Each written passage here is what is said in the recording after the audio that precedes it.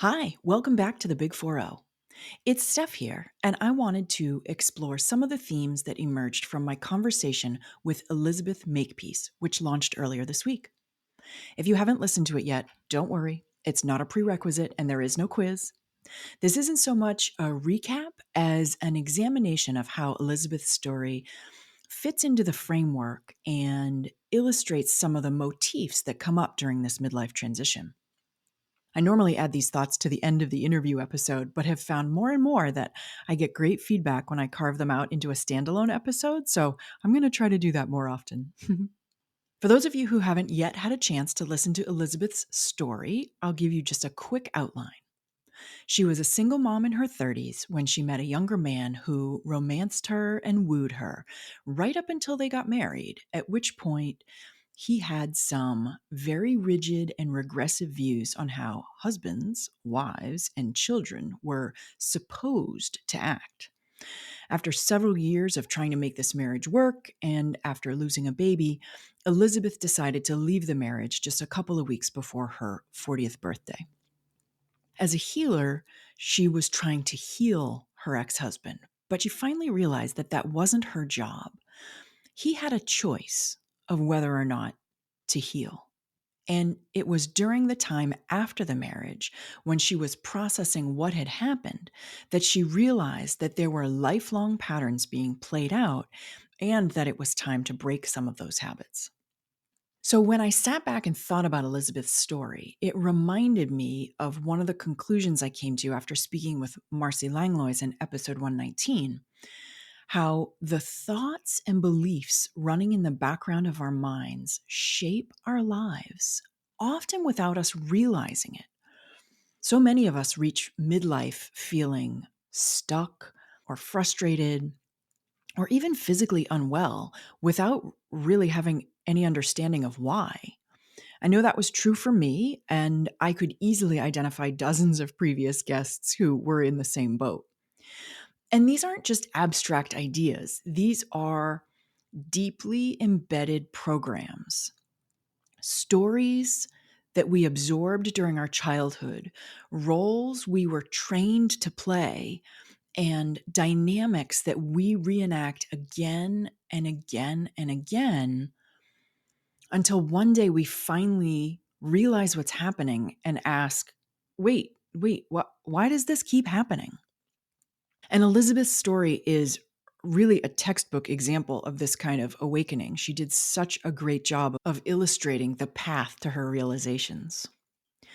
Because unbeknownst to her, she was conditioned to care for others from a very, very young age, which later manifested in emotionally imbalanced partnerships where she sacrificed her well-being to heal or fix someone else. She spent decades in that familiar role of the caretaker, of the healer, of the person who fixes things, who holds it all together, and who carries the emotional weight for everyone else. It wasn't just that she was a mom of young children. Her first marriage was to an alcoholic who required caretaking, and her second marriage was to somebody who had his own issues who also required caretaking. But looking back, it made sense because she was raised in a home where her dad was ill. Her mom was stretched super thin, and her brothers were much older. So from a very young age, she learned to be useful by being capable. And like so many of us in midlife, she eventually hit the wall. Not because she did anything wrong, but because it was finally time to become aware, accept, and evolve. And to do that, she had to face those unconscious patterns head on. So there are two interesting tidbits I want to pull out of Elizabeth's story in case maybe they seem familiar to you. And the first is breaking the caretaker cycle. You might not think of yourself as a caretaker per se, but ask yourself the following question. Am I always the one keeping the peace? Am I always the one doing the emotional labor? Am I always the one fixing others or taking care of others and putting myself last? Because sometimes what looks like love is actually an old survival strategy. And part of this transition into second adulthood is learning to love other people without losing yourself. The second tidbit is related to the caretaker cycle, and that is recognizing that some of this might be generational patterns playing out in your life. Midlife is when so many of us suddenly see our lives through a different lens.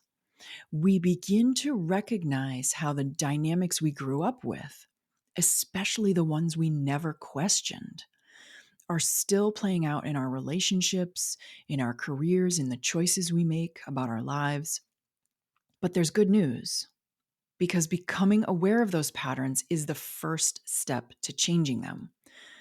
In her story, Elizabeth didn't just survive her unraveling, she used it as fuel for her transformation. And that's something that anyone can do. Once we start paying attention to the quiet stories our lives have been trying to tell us all along. And that brings me to the bigger picture, because what Elizabeth went through highlights something I see in so many of these conversations about midlife transition. We often grow up believing that love looks like doing, helping, fixing, taking care of other people's needs, sometimes before they even ask, anticipating other people's needs.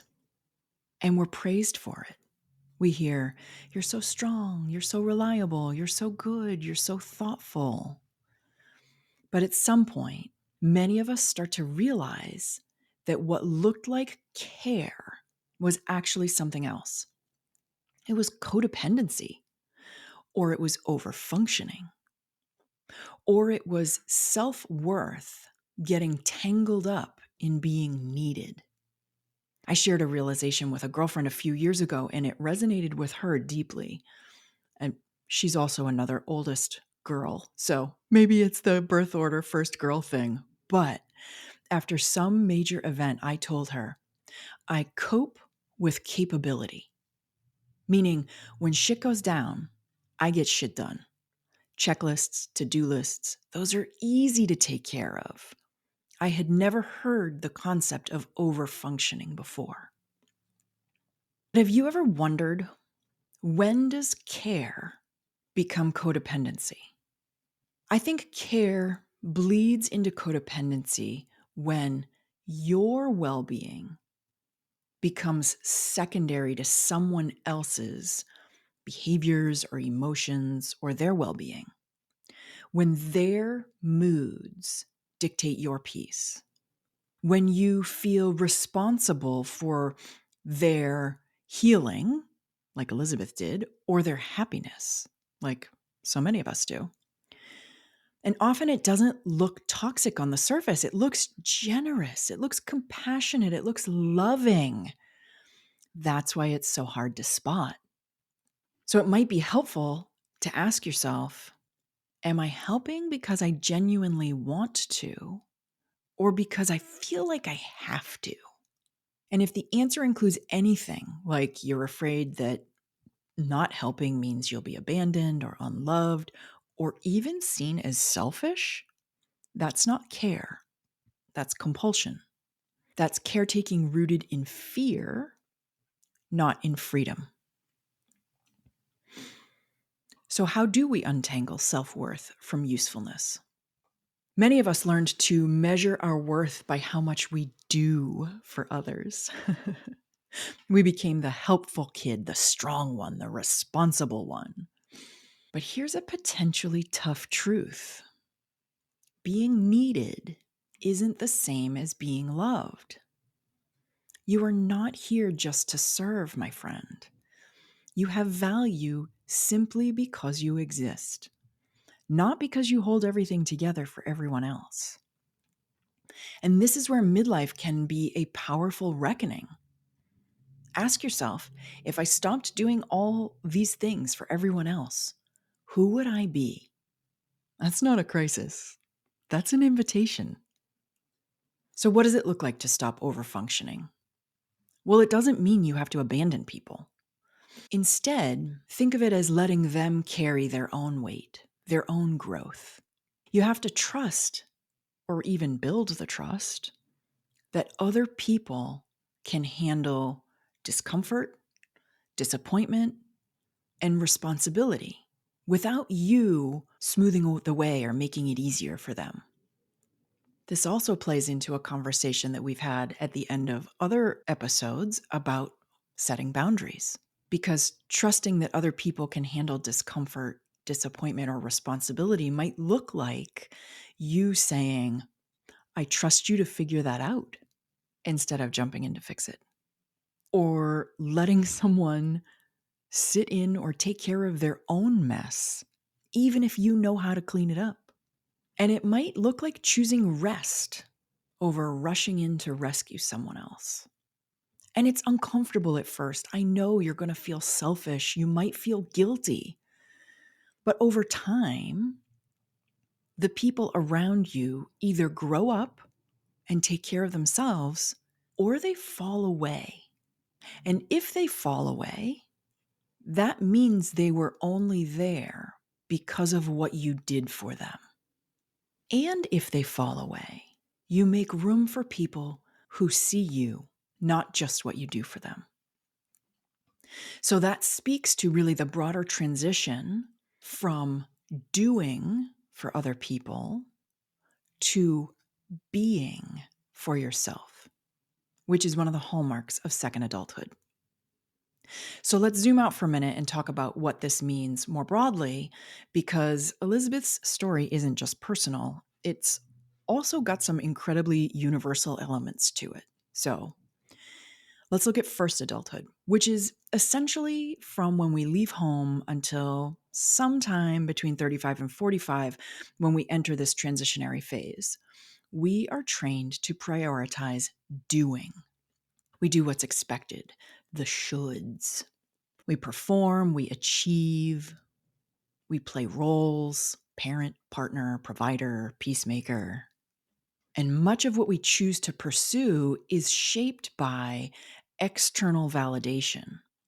Am I being a good daughter, a good employee, a good spouse? We learn to measure our worth through our usefulness to others and through pleasing others with our achievements. But around midlife, something different starts to stir. And for many of us, it's really subtle at first. It's maybe quiet restlessness, a nagging feeling, the question bubbling up inside of you of, is this all there is? And for some other people, it's a full-on crisis. It's burnout. It's a health scare. It's the collapse of a relationship, like in Elizabeth's case. Or the overwhelming realization that in giving so much to other people, we've completely lost ourselves. And that's why I call this period the ick, because a lot of times we struggle to name or identify what's wrong. And it's not until we can do that that we can start to make our way to the other side. So this is really the doorway to second adulthood.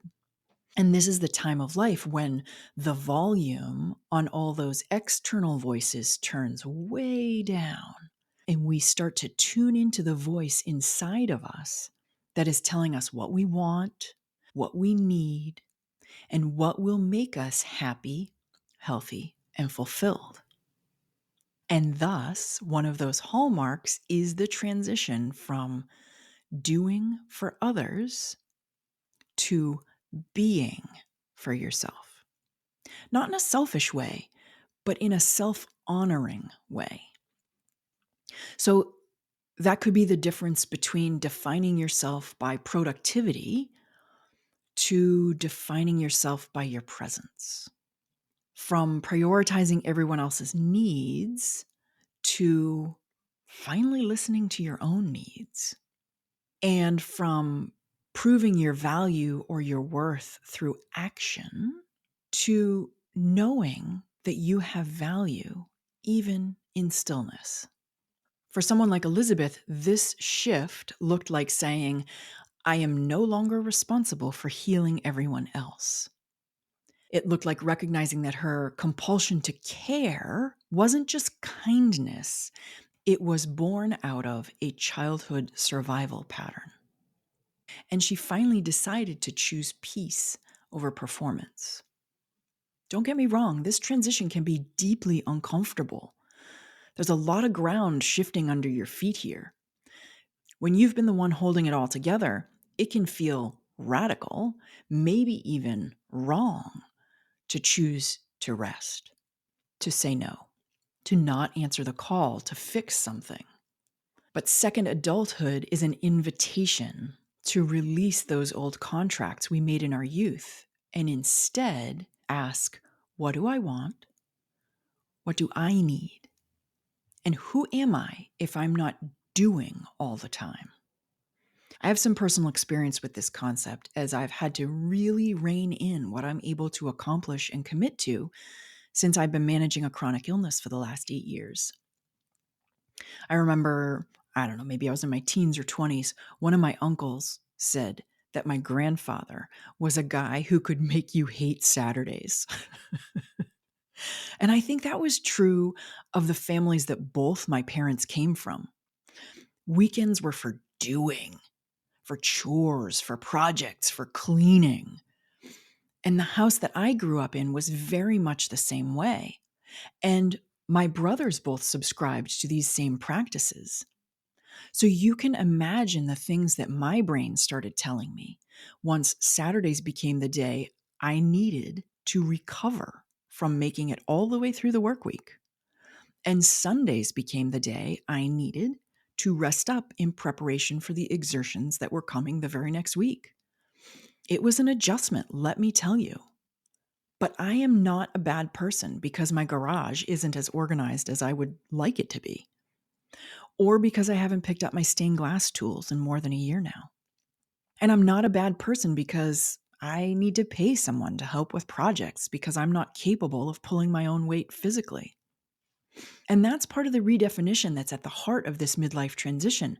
It's not the end of usefulness or love or service, but the beginning of choosing them consciously, not compulsively.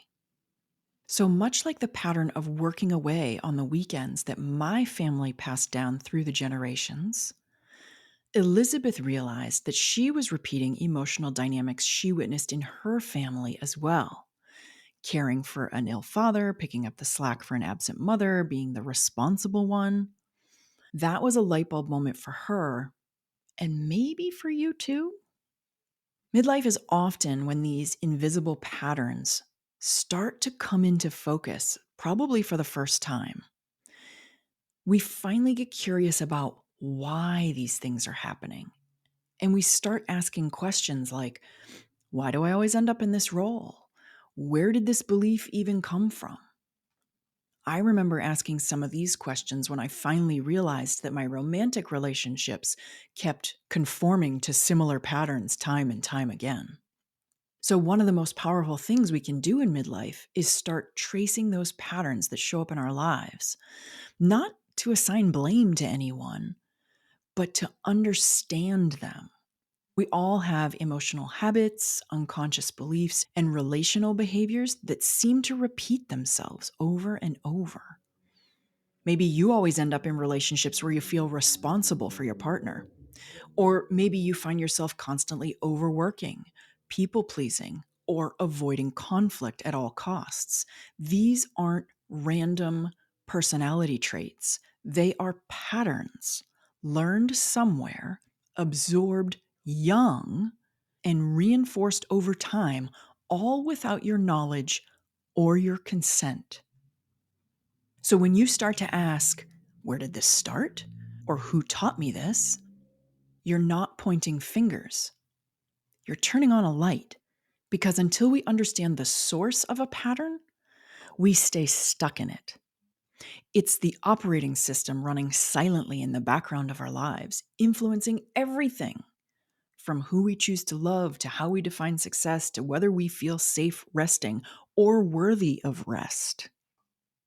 Elizabeth gave us a beautiful example. She grew up in a household where her father was ill and her mother was constantly working. From the time she was a child, she was put in a caregiving role, cooking, cleaning, literally helping with dialysis. So it made perfect sense that she became a caretaker in her adult relationships as well. But she didn't fully see that connection until midlife, when yet another emotionally draining relationship pushed her to her limit. That's when the penny dropped. That's when she could finally realize, oh, this isn't about now. This isn't about this relationship. This is about then, way back then, before I even knew I had absorbed this lesson. And here's the important part. Once you see the pattern and its origin, you can stop acting it out because you can choose differently. You get to update your story from survival to sovereignty. I remember clearly when I first met my husband, I knew he was something special. And when we first started dating, I had already realized that I was in a doom loop. I was in a pattern I couldn't quite get out of. So I said to myself, and again, I remember this explicitly, I said to myself, I'm going to do the opposite of what I would normally do. If I want to call him, I'm not going to call him. If I want to text him, I'm not going to text him. And let's see how that works. Well, 4 years later, we were walking down the aisle, so something must have clicked. So if you're noticing that you're stuck somewhere in your life, take a step back and look and see if there's a pattern there. Ask yourself if you've felt the same way before. Ask yourself, who taught me that this was how love or success or safety or whatever works? Where did I pick this up? Where have I seen this before? Because maybe it wasn't somebody teaching you something. Maybe it was just something you saw. And then finally, what do you want to believe instead? Now, I know, this kind of introspection isn't easy. It's a lot of work and it's uncomfortable, but it's ultimately freeing because it allows you, no, it empowers you to stop reenacting the past and start creating a future that's aligned with who you are now. After my conversation with Marcy Langlois in episode 119, I talked about how we can dig up the unconscious thoughts, patterns, and beliefs that are running in the background of our minds, that are shaping our lives, often without us realizing it. I shared 5 tips on how to do that. And if you're interested in a copy of that, drop me a line and I will send it to you. Go to my website, thebig40.com, and you can contact me right from that top bar. Aside from that, I would love to know your take on what I've shared here today. Does any of this resonate with you? Did you have any aha moments with any of those examples or thoughts? And are there any behaviors in your life you've gotten curious about exploring? Drop me a line. I'd love to hear about it. I'll see you next time.